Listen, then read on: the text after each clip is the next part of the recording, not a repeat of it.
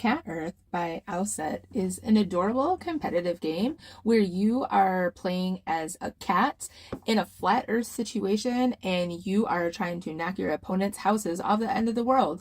What could possibly go wrong? Come with me and let's check out this seriously fun, super adorable game. So first off, this game is for 2 to 4 players and it plays in about a half-hour time. So it's a pretty quick board game and it's super easy to learn. So you have a nice rule book that's also very short. Like, this game is easy to learn, which is nice because that means that you can quickly pick it up at game night and not have to take forever explaining the rules to everyone. So let me explain the rules to you so you can tell your friends how to play.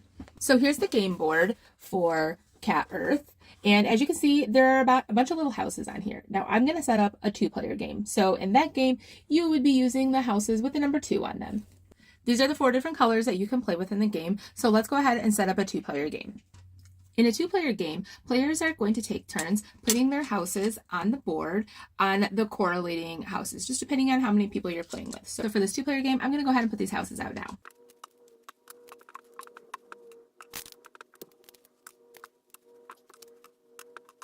All right, so now we have all of our houses placed and we have the little kitty token in the center.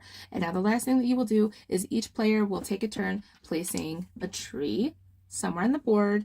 And if you want to be strategic about it, it's a good idea to maybe block one of your houses from falling off the edge so easily. So let's go ahead and place some trees. Now in this game, everyone is going to start with 2 cards. During your turn, you are going to draw 2 additional cards. So during your turn, you can play any number of the 4 cards that you have. You can save the cards until next round. If you don't want to use them, you don't have to, and you can use as many of them as you want. Now, the goal of the game is to eliminate all of the other players' houses by knocking it off the edge of this flat earth that is the game box. So the cards that you might find might be different movement tiles, or it might be a specialty card. So if you get a card like this, then that just lets you switch one house with another house. So if one of your houses is getting too close to the edge, maybe you want to switch that with your opponent's house. This card allows the cat to move from one location to any other location on the board. He just poof, moves, and that can be anywhere. You also have this card that sends the kitty right back to the center space, this space right here, that has a paw print on it. And then the movement cards can be played, but one thing to note in this game is that you can play them any number of different ways, and the orientation of this card does matter because that will be the direction that you are able to move your cat in. So everyone is going to be moving the same cat. So you're going to be competing against your opponents to move the cat where you need to move it to knock the houses off the game box. So maybe I wanted to play this card. Now, if I played it down like this, then I could move forward 2 and then over 1. And now if I wanted to change the orientation, I would be able to move a different way. But let's say that I did this. And now let's say I played this card with that. That allows me to move forward 3 spaces. So if we look here, I'm going to hit into this house with the kitty. And that means that this cat will push this house in front of it. So 1, he's going to move here, 2, and look, if he moves one more space, let me move this tree.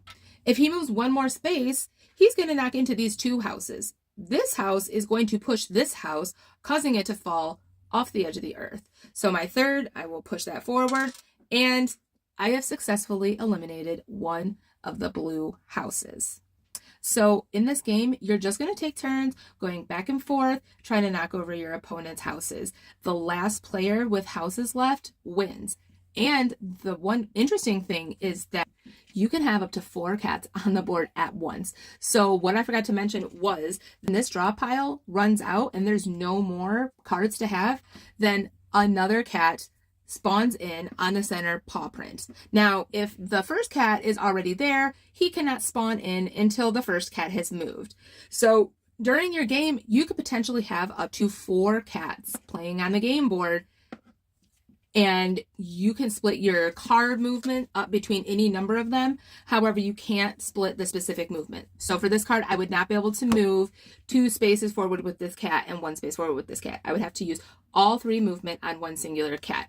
However, if I wanted to play this movement on this cat and this movement on this cat, that would be a legal move. I thought this game was adorable, super simple to learn. I loved it. My kid loved it. And I think that this board game is going to be hitting the table a lot just because of the simplicity of it. I have a lot of friends that are not as deep into board games as I am, and I feel like this is going to be a perfect game that's both cute and captivating, as well as competitive and easy to learn. So if you're looking for a real winner for your next game night, you should definitely check out Cat Earth by Owlset.